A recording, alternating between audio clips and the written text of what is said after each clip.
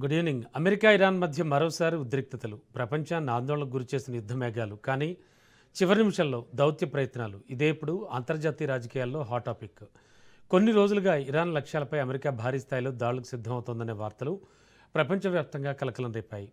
Hormuz జలసంధి మూసివేత, చమురు సరఫరాకు అంతరాయం, ప్రపంచ ఆర్థిక వ్యవస్థపై తీవ్ర ప్రభావం వంటి అంశాలపై ఆందోళనలు వ్యక్తమయ్యాయి. అయితే అనూహ్యంగా అమెరికా అధ్యక్షుడు డొనాల్డ్ ట్రంప్ రెండు దేశాల మధ్య ప్రత్యక్ష చర్చలు ప్రారంభమవుతాయని ప్రకటించడం అంతర్జాతీయ దృష్టిని ఆకర్షిస్తోంది.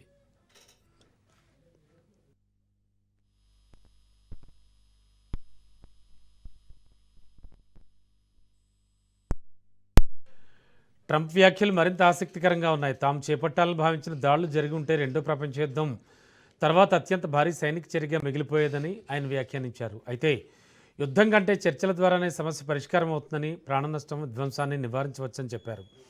పశ్చిమాసియాలోని మిత్ర దేశాల విజ్ఞప్తి మేరకే సైనిక చర్యలను తాత్కాలికంగా నిలిపివేసినట్లు వెల్లడించారు. అయితే ఇప్పుడు ప్రశ్న ఒక్కటే, అమెరికా, ఇరాన్ మధ్య నిజంగానే శాంతి ఒప్పందానికి మార్గం సుగమవుతోందా, లేక ఇది మరోసారి కాలయాపన దౌత్యమా?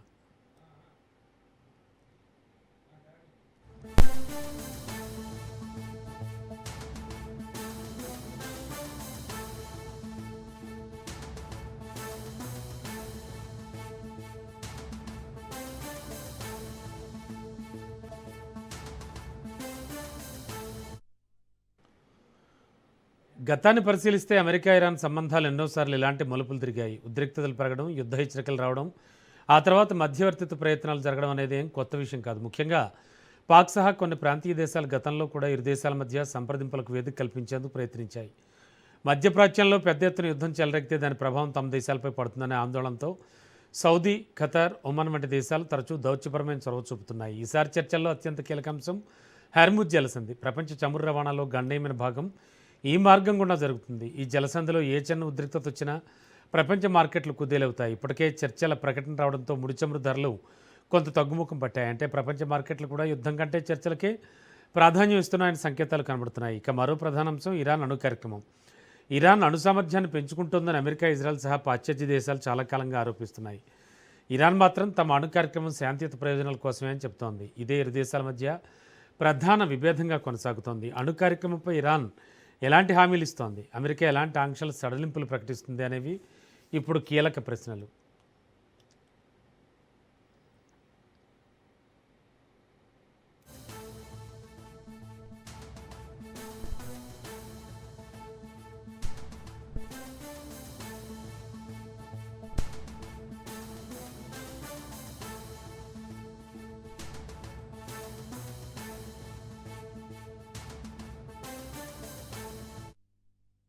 మరోవైపు చూస్తే అమెరికా అంతర్గత రాజకీయాలు కూడా ట్రంప్ నిర్ణయాలపై ప్రభావం చూపుతున్నాయనే విశ్లేషణలు వినబడుతున్నాయి. ఇప్పటికే విదేశీ యుద్ధాల్లో అమెరికా ప్రమేయంపై దేశంలో విభిన్న అభిప్రాయాలున్నాయి. భారీ సైనిక చర్యలకు వెళితే ఆర్థిక భారం పెరగడంతో పాటు రాజకీయంగా కూడా తీవ్ర విమర్శలు ఎదురయ్యే అవకాశం ఉంది. ముఖ్యంగా ఎన్నికల రాజకీయాలు, ద్రవ్యోల్బణం, ఇంధన ధరలు, ప్రజాభిప్రాయం వంటి అంశాలు వైట్ హౌస్ నిర్ణయాలపై ప్రభావం చూపుతున్నాయని నిపుణులు చెబుతున్నారు.